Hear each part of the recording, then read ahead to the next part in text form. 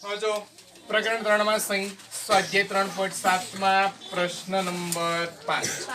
પ્રશ્ન 4 જોયો ને એવો જ પ્રશ્ન 5 છે, પણ ફેર એટલો કે એમાં નાની સંખ્યા શોધવાની હતી અને આમાં મોટી સંખ્યા શોધવાની. કઈ મોટી સંખ્યા? તો કે 3 અંકની સૌથી મોટી સંખ્યા. એ જો આપણને આવડતું હોય એટલે આપેલી ત્રણેય સંખ્યાના લસા વડે એ સંખ્યાને ભાગી શકાય એ સંખ્યા આપણે શોધવાની છે. હવે 3 અંકની સૌથી મોટી સંખ્યા કઈ છે? 3 અંકની અને સૌથી મોટી હર્ષ 9 અને 4 અંકની નાનામાં નાની સંખ્યા પણ એ આપણે અત્યારે મેળવવાની આપણે અત્યારે મેળવવાની 3 અંકની સૌથી મોટી સંખ્યા. હવે 8, 10 અને 12 વડે ભાગી શકાય એવી સંખ્યા શોધવા માટે આપેલી સંખ્યાનો લસાઅ શોધીશું.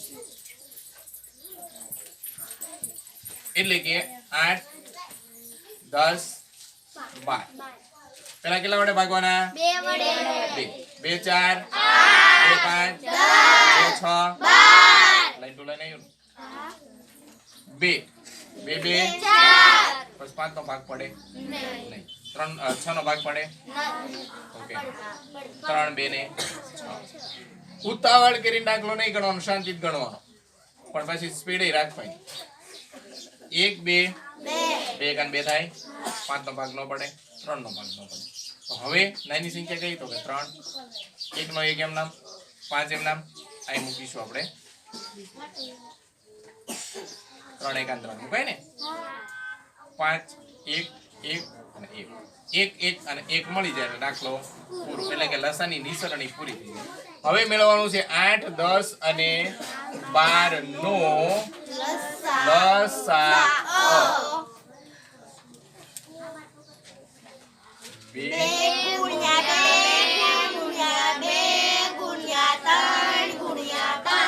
જો એક સાથે બધી સંખ્યાનો ગુણાકાર કરી લ્યો તોય ચાલે, અથવા તો બબે સંખ્યાનો કરો તોય ચાલે. કરવાનો છે ગુણાકાર.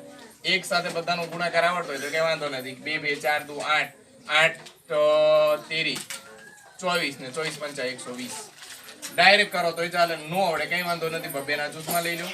2 2 4 2 3 6 ગુણ્યા 6 4 ગુણ્યા 24 5 120. એટલે હવે આપણે 8, 10 અને 12 ના લસા વડે 3 અંકની સૌથી મોટી સંખ્યા કઈ છે? સૌથી મોટી સંખ્યા 999 ને આપણે લસા વડે ભાગીએ એટલે લસા કેટલો? 120. હવે મને તો 120 નો ઘડિયો આવડતો ને, તમને આવડે? હવે આવડે છે ને. 12 1 12 12 2 12 3 થાય કે ના થાય? એવી રીતે 12 નો ઘડિયો બોલતા જાઓ. 12 4 12 5 60 એટલે 600 મળશે. 12 6 આ 4 આ 5 આ 6 12 17 12 18 12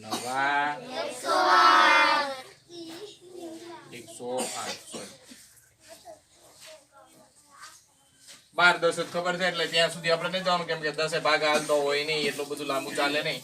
હવે જો કે 999 થી નહીં વધે એવી સંખ્યા કઈ છે આ લાઈનમાં? 999 થી વધવા ના જોઈએ. તારા 960 ક્યારે આવે છે? 960 એટલે 120 8 960. અહીંયા વૈધા 9, અહીંયા વૈધા 3, અહીંયા